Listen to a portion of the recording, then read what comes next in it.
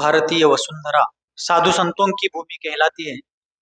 और यहाँ पर बड़े बड़े साधु संत, तीर्थंकर, ऋषि मुनियों ने इस विश्वम्भरा को, इस पृथ्वी तल को अपने पवित्रतम जीवन के माध्यम से धन्य किया था। इसी परंपरा में अनेक महान महान महापुरुषों ने अपने जीवन में अपने आत्म कल्याण के साथ साथ प्राणी मात्र के कल्याण के लिए अपने जीवन का अवदान, योगदान दे दिया। उसी महान परंपरा में चारित्र चक्रवर्ती मुनिकुल पितामह आचार्य भगवान श्री शांति सागर जी महाराज का नाम सर्वोच्च स्थान पर आता है, बहुत श्रेष्ठ स्थान पर आता है। कल शाम से अपन सभी ने आचार्य शांति सागर जी महाराज की आचार्य पदारोहण के शताब्दी वर्ष महोत्सव के निमित्त से उनके जीवन चरित्र पर प्रवचन श्रृंखला का प्रारंभ किया है। आज दूसरे दिन अपन उन्हीं के महान जीवन के कुछ अमृत कणों को, अमृत बूंदों को अपने जीवन में प्राशन करके अपने जीवन को धन्यता प्रदान करने का प्रयास करें। कल अपन देख रहे थे कि भगवान महावीर स्वामी के बाद 683 वर्षों में 5 श्रुतकेवली और अनेक अंग पूर्वों के ज्ञाता मुनिजन हो गए। उसके बाद अंग पूर्वों का ज्ञान लोप हो गया और आगे चलते चलते इस अवसर पे निकाल में धर्म और धर्मात्माओं की संख्या भी घटती गई।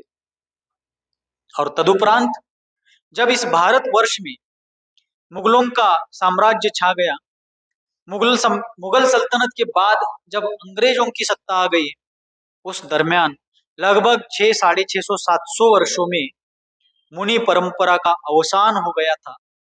निर्ग्रंथ दिगंबर मुनियों का दर्शन भारतवर्ष में दुर्लभ हो गया था और 650-700 वर्षों में भारतवर्ष में कोई भी आचार्य परमिष्ठी नहीं रहे। और फिर ज्येष्ठ कृष्णा षष्ठी ईस्वी सन 1872 में महाराष्ट्र के हातकणंगले तहसील में, कोल्हापुर जिले के हातकणंगले तहसील में यलगुड नाम के ग्राम में भीमगौंडा पाटिल जी, जिनकी पत्नी सत्यवती भीमगौंडा पाटिल, इनको एक महान पुत्र रत्न की प्राप्ति हो गई, जिसके जन्म के बाद ज्योतिषियों ने ये वक्तव्य दिया था। ज्योतिष शास्त्र के अनुसार अपने अंदाज दर्ज कराए थे कि यह जो जन्मा हुआ पुत्र है, यह अपने जन्म से अपने कुल की यशो पताका सारे विश्व में फहराएगा, मरणासन्न धर्म को विश्व में प्रतिष्ठा प्राप्त कराएगा और यह संसार के मोह जाल में, प्रपंच और प्रापंचिक मोह लालसाओं में किसी प्रकार से फंसेगा नहीं, बंधेगा नहीं। इसका जीवन अपने उन्नति के साथ साथ प्राणी मात्र के उद्धार के लिए समर्पित रहेगा। इस प्रकार का वक्तव्य उस समय के बड़े बड़े ज्योतिषियों ने किया था। लेकिन आचार्य शांति सागर जी का जन्म 1872 में जब यलगुड़ में हुआ, उसके पहले कुछ घटनाएं हुई थी जिनको जानना क्रम प्राप्त है। आचार्य शांति सागर जी महाराज के पूर्वज ज्ञात इतिहास में, जानकारी प्राप्त इतिहास में उनके सबसे पहले पूर्वज का नाम मिलता है पद्मगौंडा देसाई। क्या नाम है उनका? पद्मगौंडा देसाई। ये उनके सबसे पहले पूर्वज, यानी ज्ञात इतिहास में, उनकी वंश परंपरा के ज्ञात इतिहास में जो सबसे पहले पूर्वज है पद्मगौंडा देसाई, एक कर्नाटका में विजापुर के भी बहुत आगे शाल बिद्री नाम का जो गांव है वहां के मुखिया थे। और 33 गांव, कितने गांव? 33 गांवों का इनाम उनके पास था और उनका वैभव, उनका ऐश्वर्य, उनका एक धाक जो था, उनकी जो सत्ता थी, उनका जो शौर्य और धैर्य था, उसको देखकर इतिहासकार कहते हैं कि वो एक छोटे से मांडलिक राजा के समान प्रभावशाली व्यक्ति थे। 33 गांवों के ऊपर उनका शासन चलता था। लेकिन आगे जाकर के विजापुर की जो आदिलशाही सल्तनत थी, अपन सभी लोग आदिलशाही सल्तनत, मुगलशाही, निजामशाही, ये जो सल्तनतें महाराष्ट्र कर्नाटका में थे, इनको इतिहास में जानते हैं। तो कर्नाटका में जो विजापुर है, अभी हाल फिलहाल में रिसेंटली उसको विजयपुर कहा जाने लगा है। वह विजापुर आदिलशाही सल्तनत की, सल्तनत यानी साम्राज्य, आदिलशाही साम्राज्य की राजधानी थी। लेकिन शताब्दियों के पहले वही विजापुर, आज का विजयपुर, जैन संस्कृति का केंद्र था, जैन धर्म का उस तरफ बहुत प्रभाव था। लेकिन जब विजापुर के आदिल शाह के साथ पद्मगौंडा देसाई, जो आचार्य शांति सागर जी महाराज के ज्ञात इतिहास के वंश परंपरा के सबसे पहले पूर्वज थे, उनका और आदिल शाही सल्तनत का अर्थात आदिल शाह का और उनका कुछ मतभेद हो गया और उनमें वैरत्व निर्माण हो। आदिल शाही सत्ता के, आदिल शाही हुकूमत के आगे पद्मगौंडा देसाई की शक्ति कम पड़ गई और उनको अपना देश, अपना स्थान, अपना जो राज्य था वो छोड़ करके वहां से निकलना पड़ा। और पद्मगौंडा देसाई अपने 4 भ्राताओं के साथ, अपने 4 भाइयों के साथ वहां से निकल करके महाराष्ट्र कर्नाटक के सीमावर्ती प्रांत में, यहाँ जो भोज है आज जिसे अपन भोज कहते हैं, वहां आकर के स्थायिक हो गए, वहां आकर के वो रुक गए। फिर उनके भाई कोई मिंचे में आकर रह गए। मिंचे है ना यहाँ बाहुबली के पीछे, कुंभोज बाहुबली के पीछे मिंचे नाम का एक गांव है, वहां उनके एक भाई स्थिर हो गए, वहां भी देसाई लोग हैं। ऐसे 3-4 स्थानों पर वो स्थायिक हो गए और उसी वंश परंपरा में आगे चल करके ईस्वी सन 1872 में जो भीम गौंडा पाटिल थे, वो भोज गांव के मुखिया थे। मुखिया यानी मुख्य प्रधान व्यक्ति, उनके हाथ में सत्ता थी और उस वंश परंपरा के लगभग सभी लोग अपने अपने स्थानों पर सत्ताधीश रहे। उनके हाथ में सत्ता केंद्रित शासन था और आगे चल करके उन भीम गौंडा पाटिल जी को 4 संतान हुए, 4 पुत्र और 1 पुत्री। कितनी संततियां हुई? कुल मिलाकर 5 अपत्यों को, संतानों को उन्होंने जन्म दिया। सबसे पहले उनके पुत्र थे, सबसे बड़े उनके पुत्र थे देवगौंडा। कौन थे? देवगौंडा। दूसरे क्रमांक के उनके पुत्र थे आदि गौंडा। तीसरे क्रमांक के पुत्र थे, जो जन्म के क्रमांक पर तो तीसरे थे, लेकिन तापत्रय को मिटाने के लिए, रत्नत्रय को धारण करने के लिए जिन्होंने जन्म धारण किया था, ऐसे सबको साता प्रदान करने वाले 7 गौंडा, अर्थात मुनिवर आचार्य वर्य श्री शांति सागर जी महाराज। इनका जन्म ज्येष्ठ कृष्णा षष्ठी ईस्वी सन 1872 बुधवार के दिन हुआ था। कहां पर? यलगुड़ में।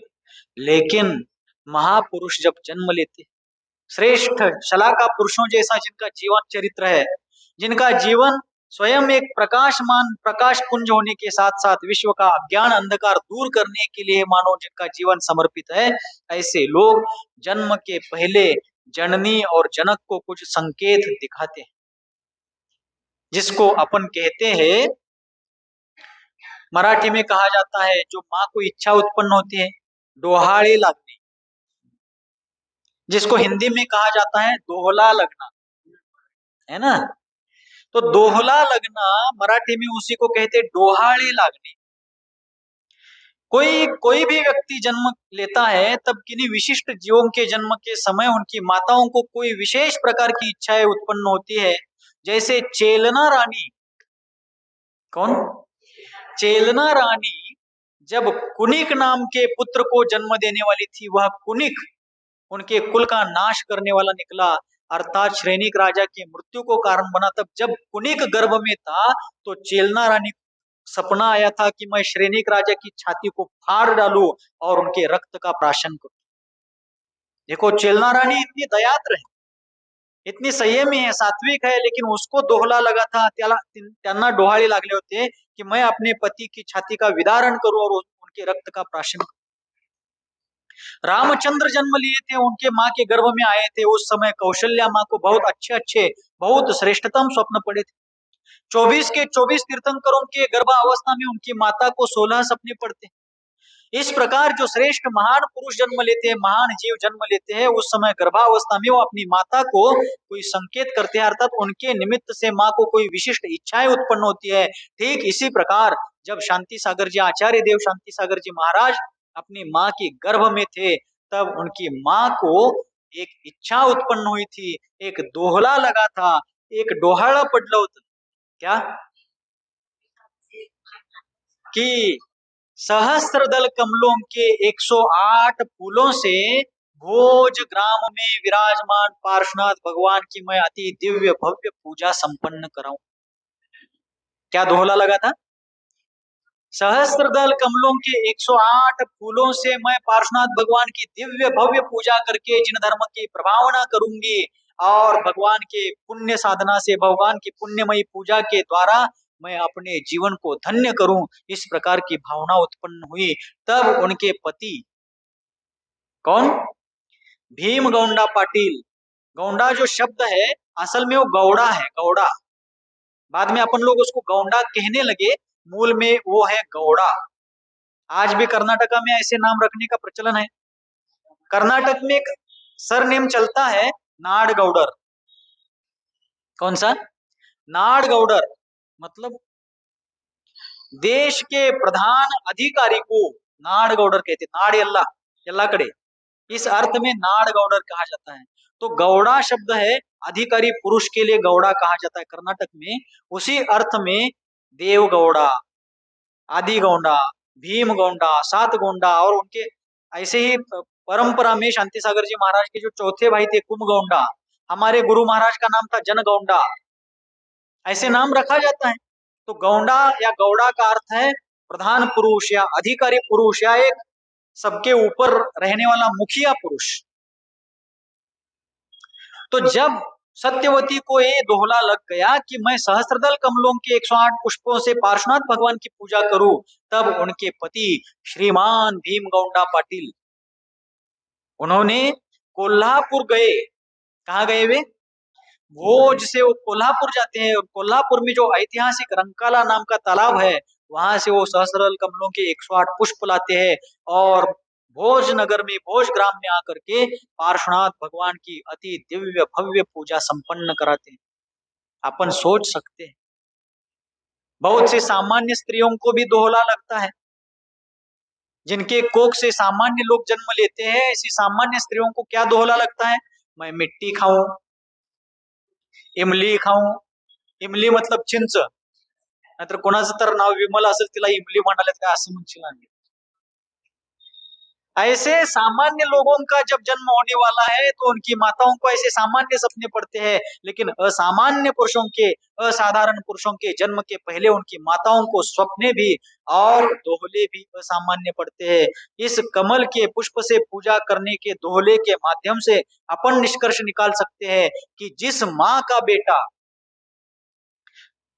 गर्भ में आने के बाद माँ को कमल के फूलों से पूजा करवाने का दोहले का संकेत देता है, वह आगे जाकर के इस संसार रूपी कीचड़ में जन्म तो लेगा, लेकिन कीचड़ में रहकर भी कीचड़ से अलिप्त कमल की तरह सबके बीच में रहेगा, लेकिन सबसे अलिप्त रहेगा। इस प्रकार का जीवन वो जिएगा।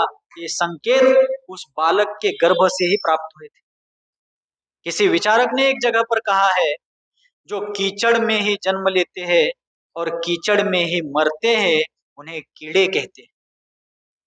कीड़े जो कीचड़ में जन्म लेते हैं और कीचड़ में ही मरते हैं, उन्हें कीड़े कहते हैं। और जो कीचड़ में जन्म तो लेते हैं लेकिन कीचड़ से अलिप्त रहते हैं, उन्हें कमल कहते हैं। तो ऐसे कमल के समान संसार से अलिप्त रहने वाले इस महापुरुष ने, इस अत्यंत ज्योति पुरुष ने उस समय ही अपने माँ को संकेत दिया था कि मैं तुम्हारे गर्भ से जन्म तो धारण करूंगा, लेकिन मैं संसार के प्रपंच में ना फंसता हुआ इस श्रमण संस्कृति की सेवा के लिए अपना जीवन समर्पित करते हुए अपने साथ साथ आगामी पीढ़ियों के उद्धार की आधारशिला रख करके इस संसार से विदा होऊंगा, इस बात का संकेत 1872 में उस माँ को प्राप्त हुई। फिर वहां पार्श्वनाथ भगवान की दिव्य भव्य पूजा कराई गई। आप में से बहुत से लोग भोज गए होंगे, गए क्या नहीं? कितने लोग गए इसमें से भोज गए हैं? भोज में आज भी गांव में वो सुंदरतम पार्श्वनाथ भगवान का मंदिर है। आचार्य शांति सागर जी महाराज का पैतृक घर वहीं पर मंदिर के थोड़े पास पीछे की तरफ है। आज वो दुकान, उनकी जो कपड़े की दुकान थी, वो दुकान अभी हटाई गई, लेकिन मैंने तो दुकान भी देखी, आप लोगों ने भी देखी होगी। 10-12 साल के पहले यदि आप वहां गए होंगे तो जिस दुकान में बैठकर सात गोंडा अपने छोटे भाई कुमगोंडा के साथ वस्त्र व्यापार करते थे, वहां की दुकान भी आप लोगों ने देखी होगी, पहले गए होंगे तो। अभी वो दुकान हटाई गई तो वहां पर आचार्य शांति सागर जी महाराज का घर, लेकिन उनका जन्म कहाँ हुआ तो कल आपको बताया गया था, अभी भी मैंने बताया कि महाराष्ट्र के कोल्हापुर जिले के हातकणंगले तहसील में जो यलगुड़ नाम का गांव है, वहां से 2 किलोमीटर से आगे कर्नाटक की सीमा प्रारंभ होती है। उस यलगुड़ भूमि में उनका जन्म हुआ। और कहा जाता है, पूजनीय बड़े महाराज जी ने, धर्मसागर जी महाराज ने स्वयं अपनी आंखों से देखा है, जब उनका 2009 में वहां पर चातुर्मास हुआ था, कि जब उत्तर भारत के लोग, कहाँ के लोग, उत्तर भारत के मध्य प्रदेश, गुजरात, राजस्थान, दिल्ली, हरियाणा तरफ के जैन लोग जब दक्षिण भारत की तीर्थ यात्रा पर आते हैं, और वह शांति सागर जी महाराज की जन्मभूमि, कर्म भूमि, इन भूमियों में, और यहाँ समडोली में भी बहुत सारे श्रावक लोग दर्शन के लिए आते हैं। श्रावक आए ना आए, लेकिन दर्शन के लिए दक्षिण भारत में आए हुए हर मुनि संघ समडोली में आकर के, इस भूमि में अपने आप को आकर के धन्य मान करके आगे विहार करते हैं। तो महाराज जी कहते हैं, बड़े महाराज, कि जब कोई दक्षिण भारत में यात्रा के लिए उत्तर भारत के लोग आते हैं, तो यलगुड़ में यदि शांति सागर जी महाराज के जन्म स्थान पर जाते हैं, तो वहां की मिट्टी उठाकर अपने माथे पर लगाते हैं। कहाँ लगाते हैं? यहाँ पर ऐसे महापुरुष ने जन्म धारण किया कि शताब्दियों से खंडित हो चुकी मुनि परंपरा को अखंडित रूप से आगे शताब्दियों तक चलने का मार्ग प्रशस्त किया। उस महापुरुष के जन्मस्थल की मिट्टी को भगवान की चरण धूलि के समान अपने मस्तक पर लगा करके वे लोग धन्य होते हैं। क्योंकि किसी विचारक ने एक जगह पर इस भारतीय भूमि का वर्णन करते हुए एक जगह पर कहा, चंदन है इस देश की माटी, तपोभूमि हर ग्राम है। क्या कहा है? चंदन है इस देश की माटी, तपोभूमि हर ग्राम है। हर बाला देवी की मूरत, बच्चा बच्चा राम है।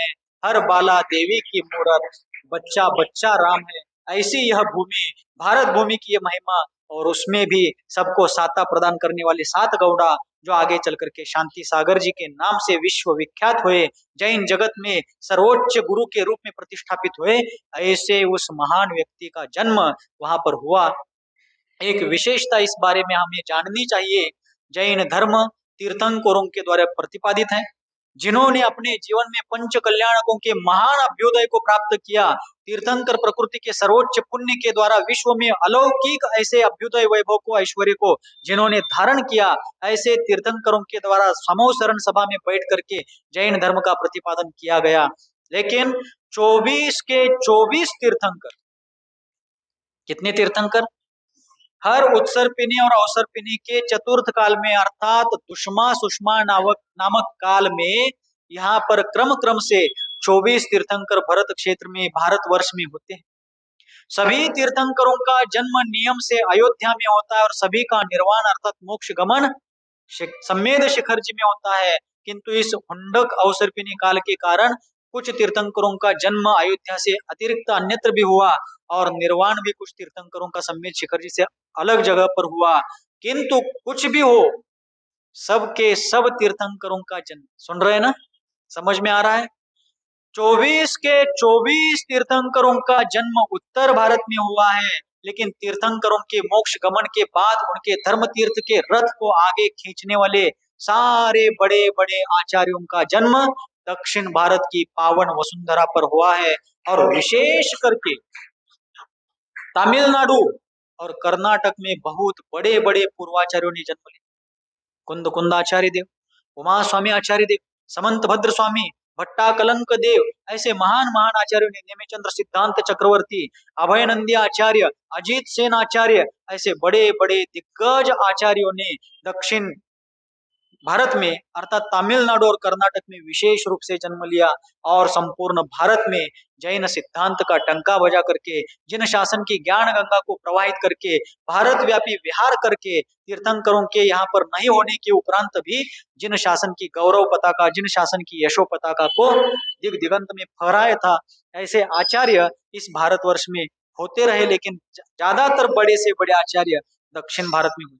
लेकिन जब मुगलों के शासनकाल में, अंग्रेजों के सत्ता काल में यह परंपरा खंडित हो गई, और उसके उपरांत फिर से मुनि धर्म का प्रारंभ होने के लिए एक धर्म सूर्य का उदय हुआ। किंतु उसके पहले और भी हम इतिहास की ओर देखते हैं, क्योंकि जैन समाज की एक दुर्बलता है, आज तक हमने देखा कि जैन समाज ने अपने इतिहास को कहीं भी लिख कर रखने का कार्य नहीं किया। हमारे पूर्वाचार्य कहाँ हुए, कैसे हुए, कब हुए, उनके दीक्षा गुरु कौन, उनके शिष्य कौन, इन चीजों का उल्लेख बहुत कम मात्रा में मिलता है, क्योंकि वो सबे पहले के मुनिराज आचार्य देव बहुत वीतरागी थे। अपने जीवन का जो व्यक्तिगत परिचय है उन्होंने स्वयं कहीं लिख करके नहीं रखा। बाद के उनके उत्तरवर्ती आचार्यों ने, विद्वान ने थोड़ा थोड़ा लिखा है, लेकिन बहुत कम जैन इतिहास हमें देखने, इतिहास में देखा जाए तो होयसल राजवंश, गंग राजवंश, चौल राजवंश, चालुक्य राजवंश, शिलाहार राजवंश, मौर्य राजवंश और ऐसे नंद राजवंश जैसे बड़े बड़े ऐतिहासिक राजघराने, खानदान, बड़े बड़े राज परिवार भी नेमिचंद्राचार्य, समंत भद्राचार्य, कुंद कुंदाचार्य देव, अभय आचार्य देव, ऐसे बड़े बड़े आचार्यों के पीछे पीछे चल करके अपने जीवन में धर्म पुरुषार्थ करने को अपने जीवन की धन्यता मानते थे।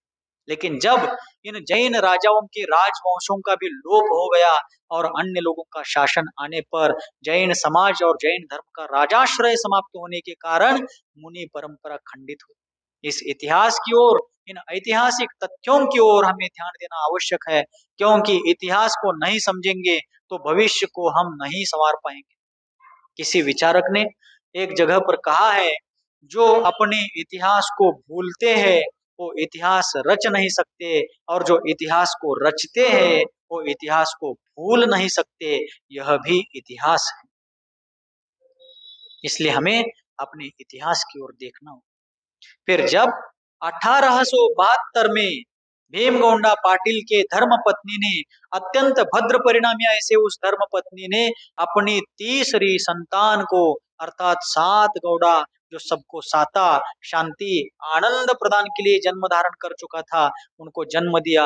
उनके उपरांत उनकी चौथी संतान कुमगौड़ा का जन्म हो गया, और उनके उपरांत उनकी छोटी भाई, इन चारों भाइयों की छोटी बहन कृष्णाबाई,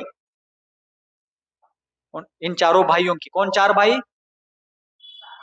देवगौड़ा, आदगौंडा, सातगौंडा और कुमगौंडा, इन चार भाइयों की सबसे छोटी बहन थी कृष्णाबाई। कौन थी?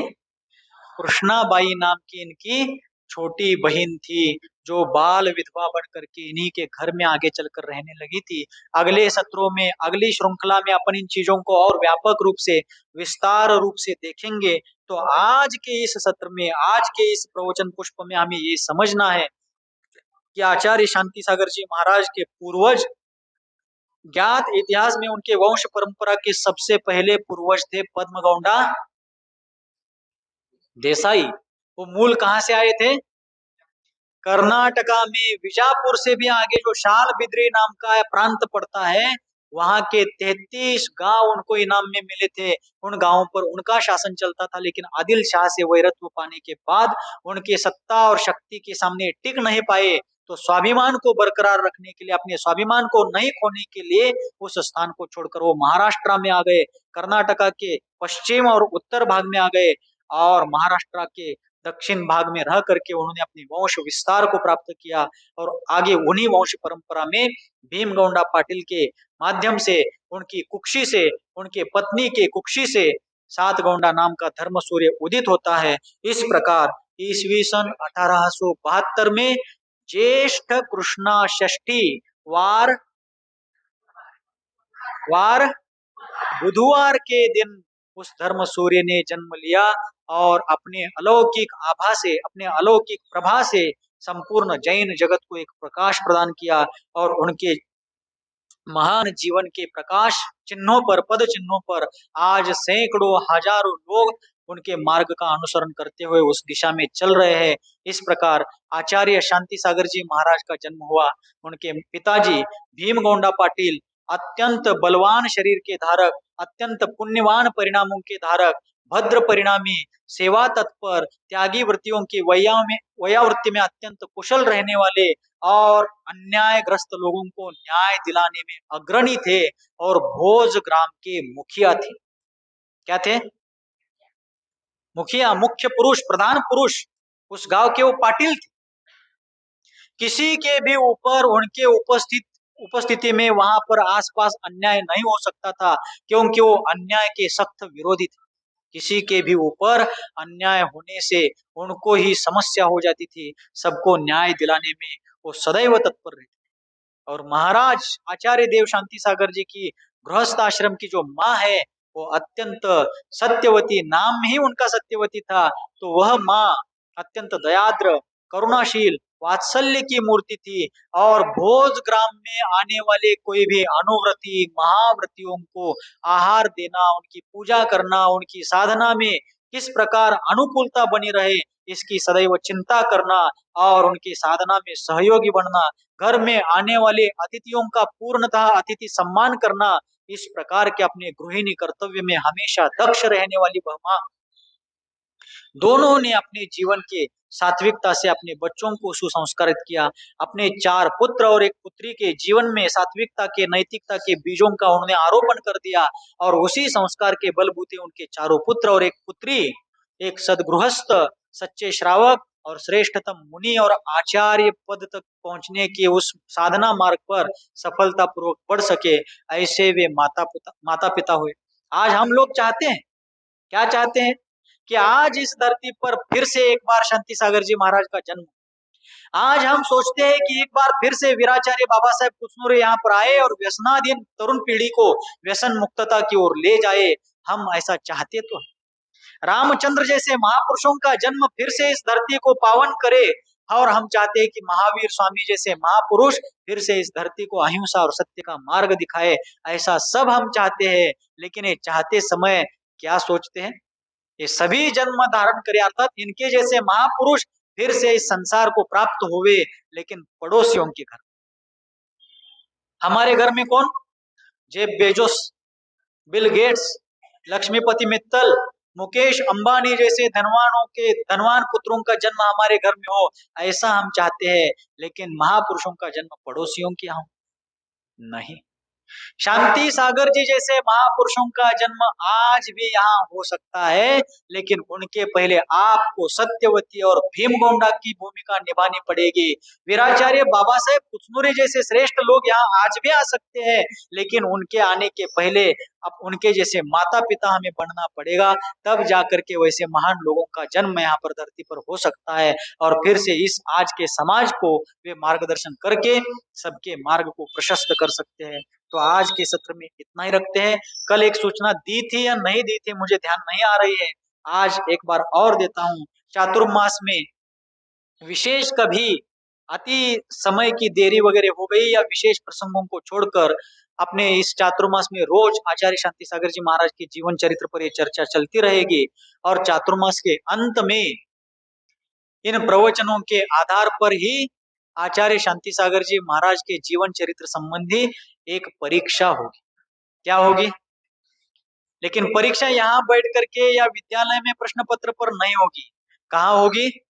ऑनलाइन होगी। आपके मोबाइल पर ही वो प्रश्न आएंगे, प्रश्न के नीचे उत्तरों के ऑप्शंस रहेंगे, पर्यायी उत्तर रहेंगे, उसमें से सही उत्तर को आप मेंशन करेंगे तो आपको अंक मिलेंगे, नहीं तो नहीं मिलेंगे। इस प्रकार करके उनमें से 3 सबसे सफल विद्यार्थियों का, परीक्षार्थियों का चयन करके उनको सम्मानित किया जाएगा। सम्मान या राशि या स्मृति चिन्ह हमारे जीवन में महत्व नहीं रखता। उस परीक्षा के निमित्त से क्यों ना हो, हम मनोयोग पूर्वक मन से शांति सागर चरित्र का मनन करेंगे, उसको आत्मसात करने का प्रयास करेंगे, उसके बारे में अभ्यास करेंगे और उस महान विराट व्यक्तित्व के बारे में सच्ची जानकारी को धारण करके उससे प्रेरित होकर के अपने जीवन को भी शांति पथ पर आगे बढ़ाने का सम्यक पुरुषार्थ करेंगे। यही उस परीक्षा का प्रयोजन रहेगा। क्या आपको स्मृति चिन्ह चाहिए? पैसे चाहिए? अपन को उसकी कोई अपेक्षा नहीं है, आवश्यकता तो बिल्कुल नहीं है, लेकिन एक प्रेरणा के लिए, प्रोत्साहन के लिए वह कार्य किया जाएगा। लेकिन आप सभी लोग मनोयोग पूर्वक इस परीक्षा में सम्मिलित होकर के और साथ साथ इस जीवन चरित्र को सुन करके अपन सभी लोग अपने जीवन को उन्नति की ओर ले जाएंगे। इसी मंगल भावना के साथ अहिंसा परमो धर्म की आचार्य गुरुवर सन्मति सागर जी मुनि महाराज की